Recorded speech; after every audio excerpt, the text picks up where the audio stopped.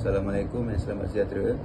My name is Syed Haikal Mirza Abdul Razak, and I will be presenting to you about MRT Viaduct collapse. So this case goes back to 2015, taking place in Kota Damansara, Selangor. So what happened during this tragedy is basically 300 tons of concrete fell down from 6 meters of height, and then this 300 tons of concrete just hit 3 Bangladeshi co-workers, and they are dead. They are severely, they are dead because of the severe head concussion. So their families are traumatized by this case. And then when the local authorities checked the crime scene, they found a few critical hazards identified. So basically, the first one is unbalanced loading. This means that the loading that they are trying to build is unbalanced. So for example, this one is 300 tons, this one is 500 tons. So basically it will create such a big problem by moving an unstable loading. And then the second critical hazard found is poor supervision. After the local authorities asked the other co-workers, they found that there are no engineering certified supervision. So basically it is kind of dangerous because usually engineering knows what to do and knows what to not do. So in this case, there are no engineering found there. After the local authorities checked the crime scenes, they found 3 root causes, and the first one is an unbalanced load. So basically, this is what I was talking about earlier. So for example, you have 500 tons of loads here and then 300 tons of loads here. You can see that it is unbalanced, so it is hard for you to move around as you are doing the project. And then the second root causes of this case is there is zero engineering verification before dismantling. So basically they failed to follow the approved safe work procedures. And then the last the last root causes of this case is they work at night. So basically there are less visibility. Okay, and then the next slide will be presented by my friend Aiman Hakim. So that's all from me. Thank you. Okay, good day everyone. My name is Aiman Hakim from Group 4. So now I will be presenting about the preventative measures that can be implemented to avoid this incident. So the first one is about the engineering and technical control. So the first one, redesign and verification of temporary structures. So all temporary structures like the false work and launching gantries must now be verified and approved by professional engineers before use. So next one, mandatory structural assessment before dismantling. So about this one, it basically means no dismantling is allowed until engineers confirm that the structures are self-supporting. Okay, next one, improved load distribution monitoring. So about this one, load sensors should now be installed to monitor the weight distribution and detect instability in real time. Okay, so moving on to our next point, administrative and procedural controls.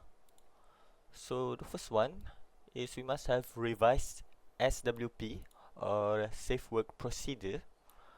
So basically what this means is the SWP or safe work procedure must be revised to include clearer step-by-step processes and supervision checkpoints. So moving on. Next, PTW or permit to work system for critical activities. So what this mean?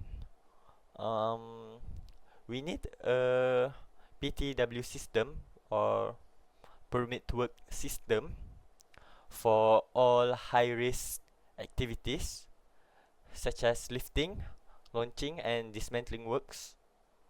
So this permit must be approved by the site engineer and safety officer before commencement. So next one, enhance supervision and communication.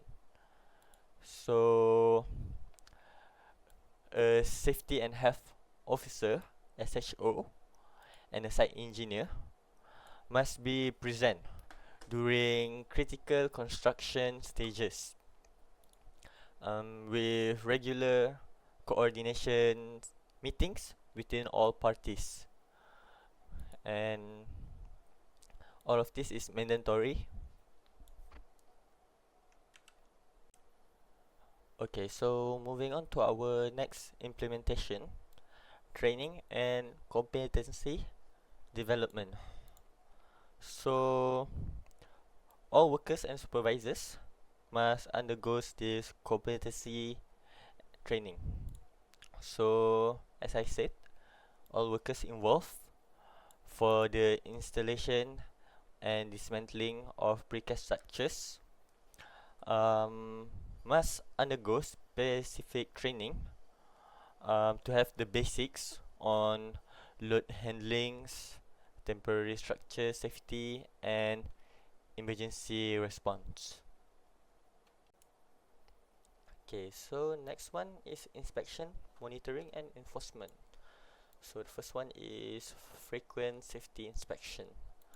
So what this means is that we must have weekly inspections by both the internal safety officers and third-party engineers to ensure that the work site is in safety standards, so we can prevent any incidents from happenings. So next one, authority involvement. So the Department of Occupational Safety and Health, or the DOSH, they must enforce a stricter monitoring of the works that is happening and launch new guidelines on design and inspection of temporary structures in construction. Okay, so moving on to the last implementation, emergency preparedness and response. So emergency preparedness, we have updated ERP or emergency response plan, and ERP has been developed including evacuation routes, first aid response and coordination with emergency service. These are mandatory in case of an emergency. So next one is drills and simulations. So for the workers, they must have regular emergency drills to ensure that everyone are familiar with rescue and communication procedures during critical incidents. In conclusion, the 2015 MRT collapse was a tragic reminder of the consequences of poor supervision and weak safety culture. It showed that neglecting proper risk assessment and engineering checks can cost people's lives. Moving forward, Malaysia's construction industry must continue improving safety practices, enforcing stricter compliance, and prioritizing human life before project deadlines.